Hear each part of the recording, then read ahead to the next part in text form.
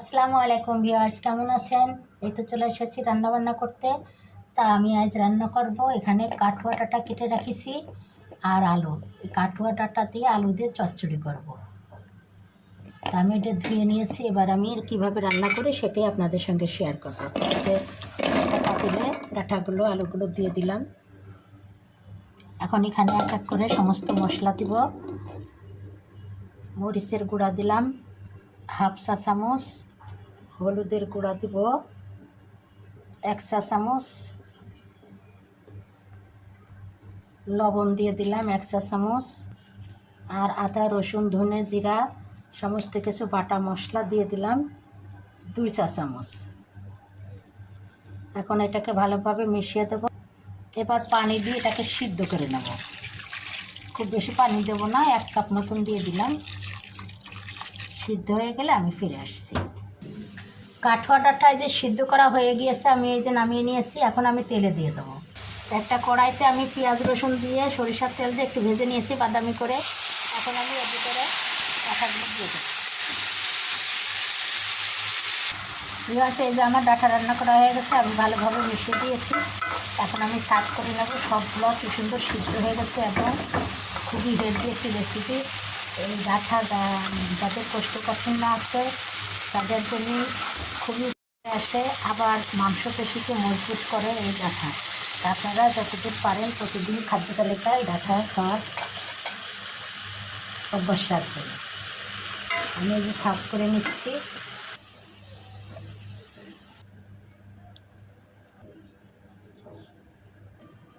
এই তো ভিউয়ার্স, এই যে আমার কাঠুয়া ডাঁটা দিয়ে আলুর চচ্চড়ি হয়ে গেছে। কত সুন্দর হয়েছে দেখতে, খেতেও দারুণ লাগবে। তো কেমন লাগলো আজকের আমার রেসিপিটি? নিশ্চয়ই ভালো লেগেছে। আবারও দেখা হবে নতুন নতুন রেসিপি নিয়ে। ভিউয়ার্স, এই যে আমার ছাদ বাগানের ডাঁটার থেকে এই যে ডাঁটাগুলো আলাদা করে নিয়েছি, এটা মাছ দিয়ে রান্না করব। আর এই যে শাকগুলো, এই শাকগুলো আমি ভাজি করব, কারণ এত সুন্দর শাক ভাজি করলে খেতে ভালো লাগবে। তা আমি এই শাকগুলো ভাজি করব। তো এগুলো কেটে ধুয়ে নেব। আর এই ডাঁটাগুলো রুই মাছ দিয়ে রান্না করব। তো এই ডাঁটাগুলো কেটে বেছে ধুয়ে ফিরে আসছি। ততক্ষণ আপনারা আমার সাথে থাকুন। ভিউয়ার্স, আমি এই যে শাকগুলো বেছে ধুয়ে চড়িয়ে দিয়েছি। তা আমি একটু লবণ দিয়ে সিদ্ধ করে নেব। সিদ্ধ হয়ে গেলে ফিরে আসছি। ভিউয়ার্স, এই যে আমার শাকগুলো সিদ্ধ হয়ে গেছে, আমি এই যে নামিয়ে নিয়েছি। এখন আমি তেলে দেওয়ার জন্য আমি সরিষার তেল দিয়ে দিচ্ছি। এখন পেঁয়াজ রসুন আর মরিচ দিয়ে দিলাম।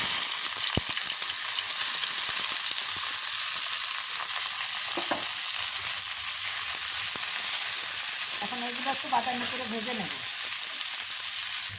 পেঁয়াজ রসুনগুলো একটু বাদামি করে নিয়েছি। এখন এই যে সিদ্ধ করে রাখা শাকগুলো আমি দিয়ে দিলাম এবং ভালোভাবে মিশিয়ে দেবো। ভালোভাবে মিশিয়ে দেবো। সামান্য একটু রস শুকিয়ে নিলেই আমার শাক ভাজি হয়ে যাবে। আর এই যে শাকের কালারটা সবুজ কেন কীভাবে হয়েছে এটা একটা টিপস আছে। কারণ শাক সবুজ জিনিস যখনই রান্না করবেন ঢাকনা দিয়ে ঢেকে রান্না করবেন না, অল্প জলে রান্না করতে হবে।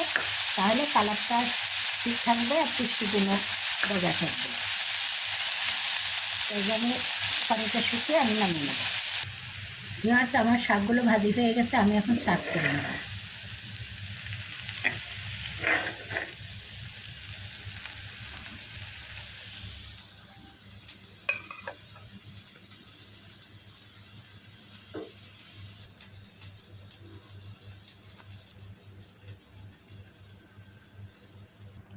এই তো ভিউয়ার্স, আমার শাক ভাজি হয়ে গেছে, আমি এই যে সার্ভ করে নিয়েছি।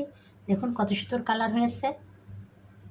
আর ছাদ বাগানের একদম টাটকা শাক তুলে এনে ভাজি করে এখন গরম গরম ভাতের সঙ্গে খেতে হবে। কেমন লাগলো? নিশ্চয়ই ভালো লেগেছে। ভিউয়ার্স, এই যে আমার ছাদ বাগানের ডাঁটাগুলো আমি এভাবে কেটে ধুয়ে নিয়েছি। আর মাছ দিয়ে রান্না করব। মাছে হলুদ লবণ এবং মরিচের গুঁড়া মেখে রেখেছি। এখন এটাকে ফ্রাই করে নেব।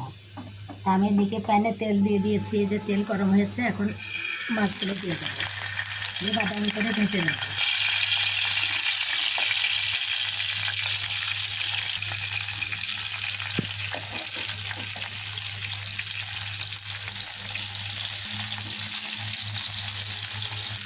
ভিউয়ার্স, আমি এই যে মাছগুলো ভেজে এইভাবে নামিয়ে নিয়েছি। আর এখানে একটা কড়াইতে তেল দিয়েছি, সরিষার তেল। এখন পেঁয়াজ কুচি দিয়ে দেবো। পেঁয়াজগুলো একটু ভাজা হয়ে আসছে, এখন আমি একটু পানি দিয়ে দেবো মশলা কষানোর জন্যে।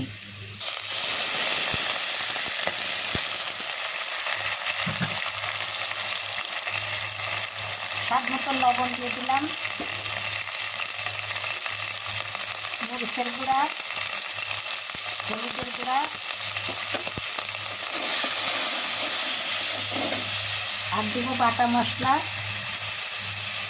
2 চা চামচ।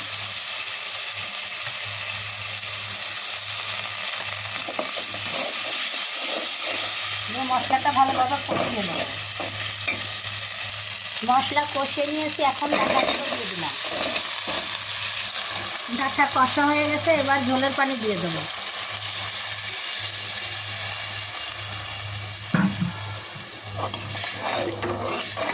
সিদ্ধ হয়ে গেলে আমি ফিরে আসছি। ডাঁটাগুলো সিদ্ধ হয়ে গেছে, আমি এখন ভেজে রাখা মাছগুলো এর ভিতরে দিয়ে দিলাম। ভিউয়ার্স, আমার এই যে ছাদ বাগানের ডাঁটা দিয়ে মাছ রান্না করা হয়ে গেছে, আমি এখন সার্ভ করে নেব।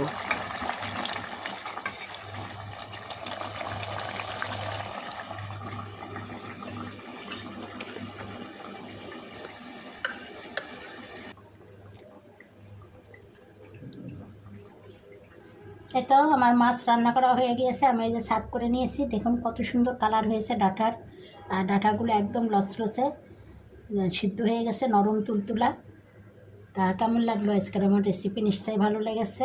এখন আমি একটু আমের চাটনি রান্না করব। সকালবেলা বাগানে গেছিলাম, গাছতলার থেকে আম নিয়ে আসছি, এই আমের একটু চাটনি রান্না করলাম। এই যে আমের চাটনি রান্না করলাম, গরমের দিনে একটু আমের চাটনি খেতে ভালো লাগে। একেবারে রসুন আর পাঁচফোড়ন দিয়ে ফোড়ন দিয়ে তারপরে আমগুলো দিয়ে একটু গুড় দিয়ে রান্না করেছি, একটু ঝোল ঝোল করে। ঝোলটা খেতে ভালোই লাগে, তা আমি যে সার্ভ করে নিচ্ছি।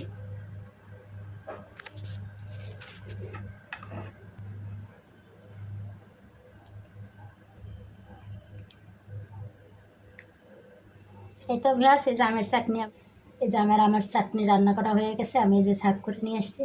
কেমন সুন্দর লাগছে দেখতে, একেবারে দেখে জিভায় পানি চলে আসবে।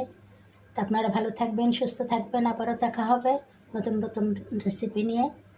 আজকের মতো বিদায় নিচ্ছি, আল্লাহ হাফেজ।